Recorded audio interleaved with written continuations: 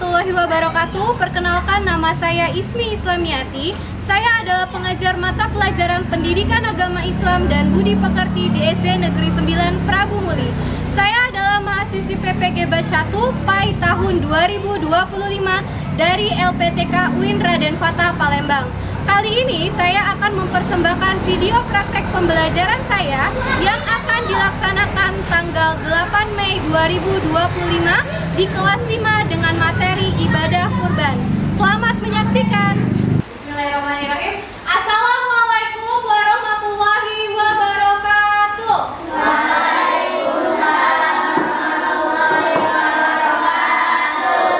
Apa kabarnya anak-anak hari ini? Baik. Alhamdulillah. Kita harus bersyukur karena hari ini kita bisa berada di kelas ini. Kita sudah diberikan nikmat sama Allah, yaitu nikmat kesehatan, agar kita bisa belajar di kelas ini. Alhamdulillah. Ada yang gak masuk hari ini? Siapa temannya gak masuk? Tidak ada? Semua masuk? Alhamdulillah. Berarti kita semua sehat dan bisa mengikuti pelajaran ini dengan baik. Oke anak-anak, untuk memulai pelajaran pada pagi hari ini, sebelum itu kita harus berdoa terlebih dahulu. Untuk yang memimpin doa hari ini, Habibi. Silakan Habibi. Siap. Berarti mulai. Bismillahirrahmanirrahim. Alhamdulillahirabbil alamin. Ar-Rahmanirrahim. Maliki yaumiddin. Iyyaka na'budu wa iyyaka nasta'in. Ihdinas siratal mustaqim. Siratal ladzina an'amta 'alaihim ghairil maghdubi 'alaihim waladdallin. Amin. Bismillahirrahmanirrahim. Rabbi sholli sadri wa yassir li amri wahlul 'uqdatam min lisani yafqahu qawli. Rabbi zidni ilma warzuqni fahma. Sadaqallahul azim. Oke, sebelum belajar, untuk meningkatkan rasa nasionalisme kita akan menyanyikan lagu Indonesia Raya dulu. Silakan ya Syumpin. Oke, silakan semuanya berdiri dulu.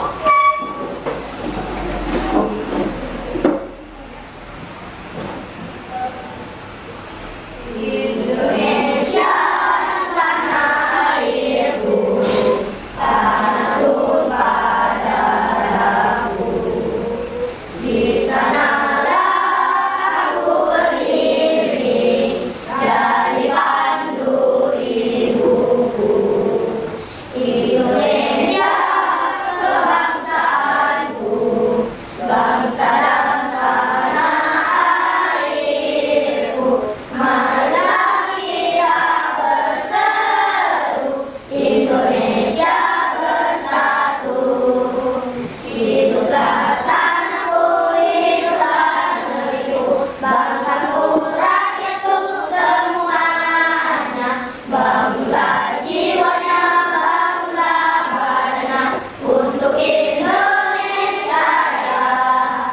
Indonesia Raya, merdeka, merdeka, tanahku, negeriku yang ku cinta. Indonesia Raya, merdeka, merdeka, hiduplah Indonesia Raya. Indonesia Raya, merdeka, merdeka, tanahku, negeriku yang ku cinta. Indonesia Raya, merdeka, merdeka, hiduplah Indonesia Raya. Oke, anak-anak silakan duduk kembali. Untuk mulai pelajaran, kita baca dulu surat pilihan, yaitu surat Al-Fil, untuk meningkatkan atau membiasakan literasi spiritual kita. Oke, kita baca sama-sama surat Al-Fil 1, 2, 3. A'udzu billahi minasy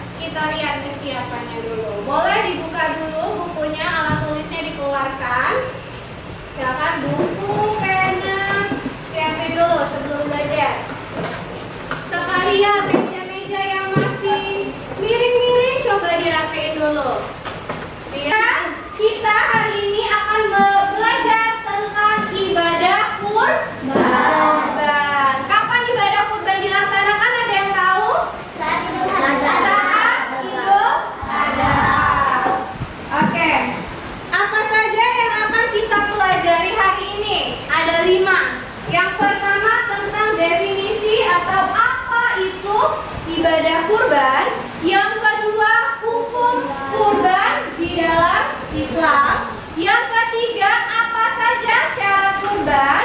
Yang keempat, syarat apa saja untuk hewan yang dikurbankan? Dan yang terakhir adalah hikmah dalam berkurban. Sekarang Ibu tanya, kalau minggu lalu kita sudah belajar tentang ibadah umroh, hari ini kita belajar tentang ibadah kurban. Ada yang tahu enggak kenapa ada ibadah kurban dalam Islam ini? Ibadah kurban itu berkaitan dengan peristiwa Nabi Ibrahim dan Nabi Ismail. Bagaimana ceritanya? Jika Allah memerintahkan Nabi Ibrahim untuk menyembelih anaknya. Siapa anaknya? Nabi Ismail. Bagaimana perasaan Nabi Ibrahim ketika itu? Pasti sedih. Kenapa Allah memerintahkan yang demikian? Padahal Nabi Ismail adalah anakku yang tercinta, kata Nabi Ibrahim. Tapi karena Nabi Ibrahim patuh terhadap apa saja yang Allah perintahkan, dia berbesar hati mengikhlaskan anaknya untuk dikurbankan.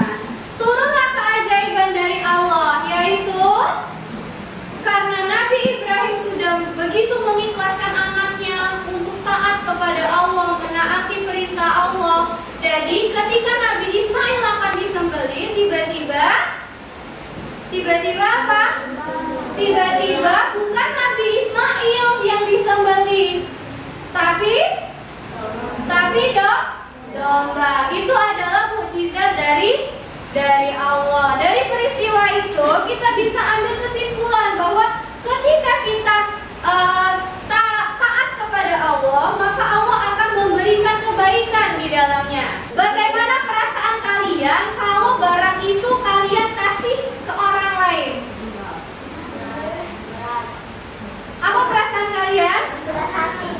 Sedih. Berat hati tidak?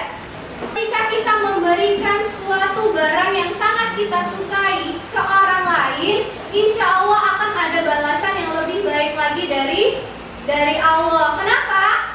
Karena kita ikhlas. Kita langsung ke kegiatan inti. Kita akan mendiskusikan 5 poin yang ada di depan. Ibu akan memberikan kalian nomor-nomor yang akan kalian pasang di kepala kalian. Ketika sudah Ibu kasihkan, kalian pakai. Lalu Ibu akan memberikan kertas yang untuk kalian diskusikan. Ya, Ibu bagian dulu ini ya. Kelompok A,